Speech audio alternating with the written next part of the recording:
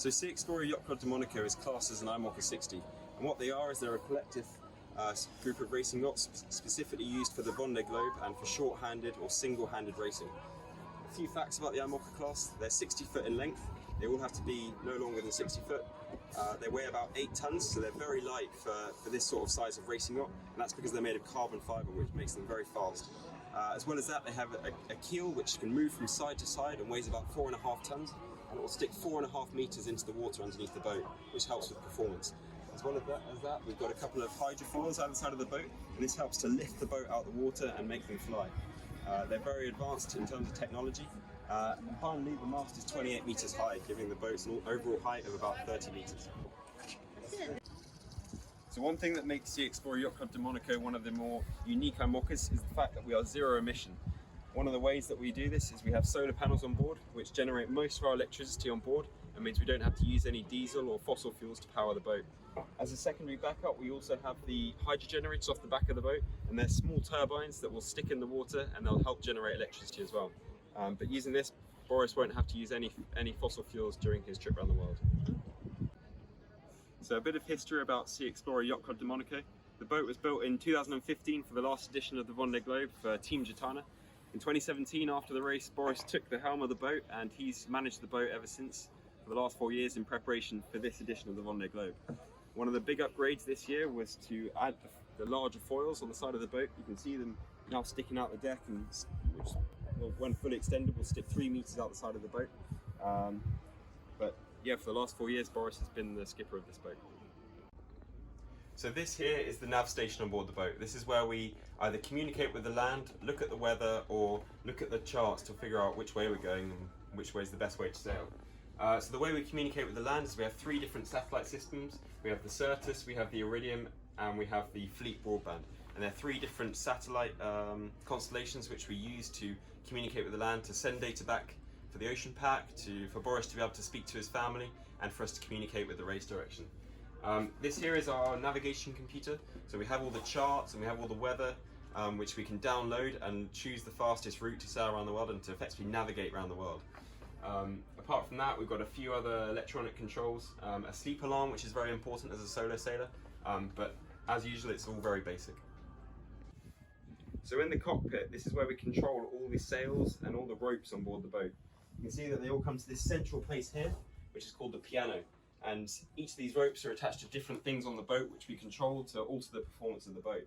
The way in which we control them is we put them on these winches. There's 4 of them in the cockpit. We'll attach one to a winch, and then we use this coffee grinder or the pedestal in the center here. Put our arms on it, and it will turn the winch and adjust the sail or rope that we're trying to adjust. We also use this for hoisting and changing sails at the front. The ropes will be attached onto ropes in the mast, and then it will allow us to hoist and to drop different sails.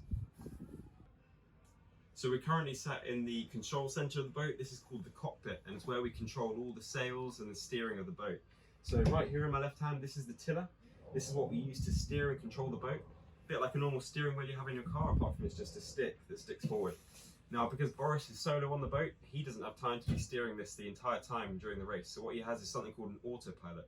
It's an electronic system downstairs in the boat which will steer the boat side to side whenever he's sleeping or doing other things.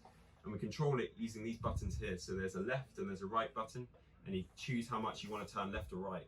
They're getting pretty advanced nowadays in order to control these, fast racing boats, and they're really high-tech pieces of technology. So because Sea Explorer Yacht Club de Monaco is a racing boat, it's very lightweight and therefore it's very basic, so we don't have a shower or toilet on board. This right here is the toilet we have. And what Boris will do is he'll use these biodegradable bags and the toilet paper and some wet wipes, and that's all he has in way of the toilet.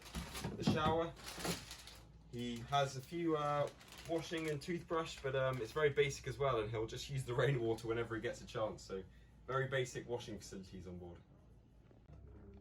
So I'm sat here next to the kitchen on board Sea Explorer Yacht Club de Monaco. This is it here, so all it is basically is a small jet boil, so you can see it's just a little gas stove which boils water in about 60 seconds, and the food on board, because it's all dehydrated and freeze-dry food, you just have to add the hot water and within 5 minutes it will have rehydrated and you've got yourself a hot meal. The kitchen, as you can see, is very lightweight, very minimalist, and as well as that, what it can do, it can slide from side to side on the boat, depending on which side of the boat you're sat. So it slides in like that, and then as well as that, Boris has a few of his favourite delights: olive oil, a bit of salt and pepper, and a bit of spicy sauce. Now, in order to have the water on board, we don't carry all the water for the 80 days of the Vendée Globe. What we'll do is we have water makers, and they'll take the salt water from under the boat and they'll compress it, and they'll remove all the salt and other things out of the water, and it's put into this tank here. So we only ever carry 8 litres of fresh water at any one time, and that will just fill up here, and then we can take the water from underneath it. So I'm currently here in one of the beds on board Sea Explorer Yacht Club de Monaco.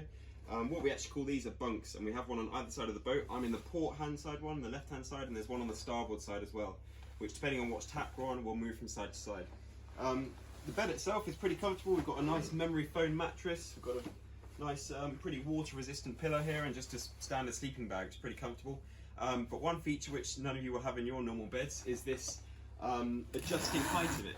Depending on how windy and wavy it is and how much the boat is tipping over, we can adjust the height of the bed so that we try and keep it on as level surface as possible and make it as comfortable as possible.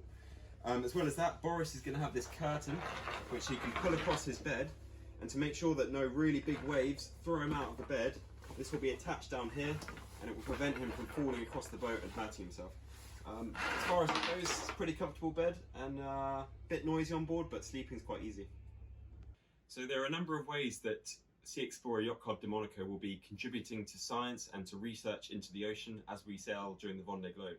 One of the main things is the ocean pack here. What this is, it's a collection of sensors, and they'll be measuring temperature, salinity, and the pH of the water, the acidity of the water, as well as the CO2 as we're sailing around the world. It does that by collecting seawater from underneath the boat and autonomously passing it through the machine, which is collecting the data. And with this data, what we can do is we can send it directly back to the shore, back to the scientists through our satellite and communication systems, and it's also stored on board using the computer here, which is very useful for scientific data such as this. Boris will also be able to see the CO2 and the water temperature and the salinity on this screen here as he's sailing around, so it'll be quite an interesting feature to have on board, and it's weighing only 18 kilos, so it's not affecting performance at all.